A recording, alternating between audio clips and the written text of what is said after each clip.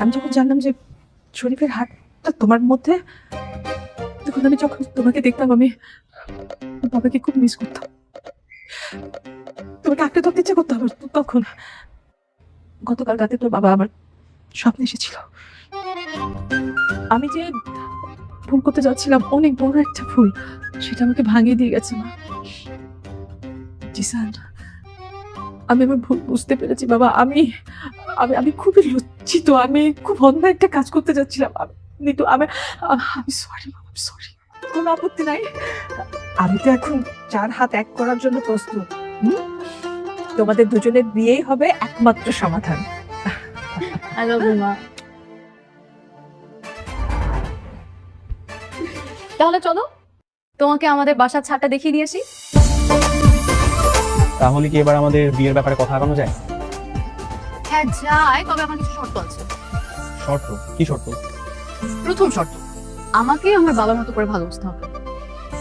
ওকে, বাসবো। দ্বিতীয় শর্ত, এমন কোনো কাজ করা যাবে না যেটার কারণে তোমার ওই হার্টে কোনো রকম কোনো ক্ষতি হয়। সেটাও ওকে। আর তৃতীয় শর্ত হচ্ছে, আমাকে প্রতিদিন হার্টবিট শোনাতে হবে। বুঝতে পারছি। আমার প্রতি কোনো ভালোবাসা নেই, সব ভালোবাসাই হার্টের প্রতি। ঠিক আছে বাবা, আছে, কিন্তু সেটা ভাষায় প্রকাশ করছি না। নিতু, আমি না তোমাকে একটা সত্য কথা বলতে চাই। বলো। আসলে আমি তোমাকে একটা মিথ্যা বলেছিলাম।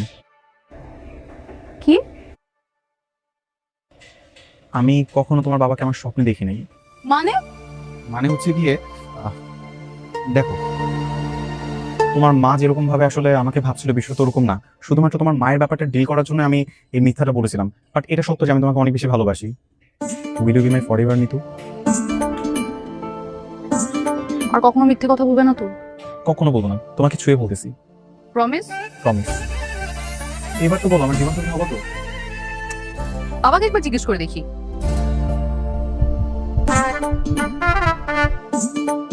কি হলো, তোমার বাবা গ্রিন সিগন্যাল দিয়েছে? দেয় নাই? দিয়েছে।